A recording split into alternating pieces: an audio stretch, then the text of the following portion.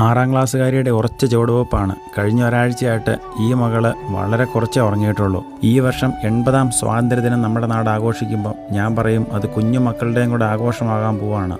വെള്ളം കയറി വീട് മുങ്ങിയപ്പം ഞങ്ങൾ താമസിച്ചത് ബൈചാടിൻ്റെ വീട്ടിലായിരുന്നേ. വട്ടം കൂടിയിരുന്ന് ഞങ്ങളെല്ലാം സംസാരിക്കുമ്പം ആ വീടിൻ്റെ ഹാളിലെ കോർണറിൽ ആ വീട്ടിലെ 5ാമത്തെ മകൾ ആൻമരിയ മുത്തുമാലകൾ നിർമ്മിക്കുന്ന തിരക്കിലായിരുന്നേ. ഇത് കണ്ട് അടുത്തിരുന്ന് ഞാൻ അവളോട് പറഞ്ഞു, ആൻമരിയ, നമുക്ക് കളറൊന്ന് മാറ്റി പിടിച്ചാലോ? നമ്മുടെ ത്രിവർണ്ണ പതാകയുടെ കളറിലേക്ക് സംഭവം ഒന്ന് കൊണ്ടുപോവാ. എന്നിട്ട് നിനക്ക് പറ്റുന്ന പോലെ എല്ലാം നീ ചെയ്യുക. അപ്പനും അമ്മയും 6 മക്കൾ അടങ്ങുന്ന കുടുംബം ആ ആശയം അങ്ങ് ഏറ്റെടുത്തു. പെട്ടെന്നാണ് ഹാളിൻ്റെ 2 ഭിത്തി ചേരുന്ന ഇടം അവളുടെ ഒരു ഷോപ്പായി മാറിയത്. ഞാൻ കണ്ടതാണ്. ആ വീട്ടിൽ താമസിച്ചുകൊണ്ട് പറയുവാണ്. 6ാം ക്ലാസ്സുകാരുടെ തലയിലേക്ക് പതാകയുടെ കളറ് ആഴത്തിൽ പതിഞ്ഞപ്പോഴേക്കും അവളുടെ കാര്യങ്ങൾ വേഗത്തിലായി. അവൾ ക്രിയേറ്റീവായി, കൂടുതൽ കാര്യങ്ങൾ ചെയ്യാൻ വേണ്ടി തുടങ്ങി. അവളുടെ കുഞ്ഞനിയനും ചേച്ചിമാരും ചേട്ടനും എല്ലാവരും കൂടെ സപ്പോർട്ട് ചെയ്യാൻ വേണ്ടി മുന്നോട്ട് വന്നു. ഒത്തിരി വർക്ക് ചെയ്യാൻ പറ്റി എല്ലാവർക്കും കൂടെ ഇരുന്ന്. പ്രത്യേകിച്ച് കണ്ണൂർ, കാസർഗോഡ് ജില്ലയിലെ സ്കൂളുകൾക്കെല്ലാം കഴിഞ്ഞ ദിവസം അവധിയും കൂടെ ആയിരുന്നു. ക്ലോക്ക് ഓടുന്നുണ്ടോ ഇല്ലയോ എന്ന് പോലും ആരും നോക്കിയില്ല. വള, മാല, കമ്മല്, ചെയിന് അങ്ങനെ അങ്ങ് തുടങ്ങുവാണ്. മീഡിയ എല്ലാം ഒരു ചേച്ചി കൈകാര്യം ചെയ്യും, മറ്റ് ചേച്ചിമാർ ബാക്കിയുള്ള എല്ലാ സപ്പോർട്ടും. ഞാൻ നോക്കി നിന്നു ആ 11 വയസ്സുകാരി കാര്യങ്ങൾ ചെയ്യുന്നത്. ഉറപ്പാണ്, ഞാൻ ലോകത്തിന് പരിചയപ്പെടുത്തിക്കൊണ്ടിരിക്കുന്നത് വലിയ ഒരു സംരംഭകയെ തന്നെയാണ്.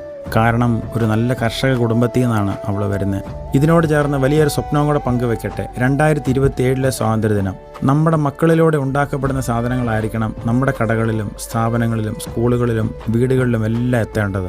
ഒരു സംശയമില്ലാതെ പറയാം, ഇതിനോട് ചേർന്ന് നിൽക്കാൻ പറ്റുന്ന മക്കൾക്കെല്ലാവർക്കും സ്വാഗതം. നമ്മൾ ഒരു വലിയ ചങ്ങലയായി നമ്മുടെ വീടുകളിലിരുന്ന് വർക്ക് ചെയ്യും. ഇത്തരം കാര്യങ്ങൾ കൃത്യമായി നമ്മുടെ മാർക്കറ്റിൽ എത്തിച്ചിരിക്കും. ഓർക്കണം, 20ഓ 30ഓ അല്ല, 80ാം സ്വാതന്ത്ര്യദിനമാണ്. ഇത്രയെങ്കിലും നമ്മുടെ മക്കൾ ചെയ്യുമ്പം കണ്ണടച്ചവരെ നമ്മൾ സപ്പോർട്ട് ചെയ്യേണ്ടതല്ലേ?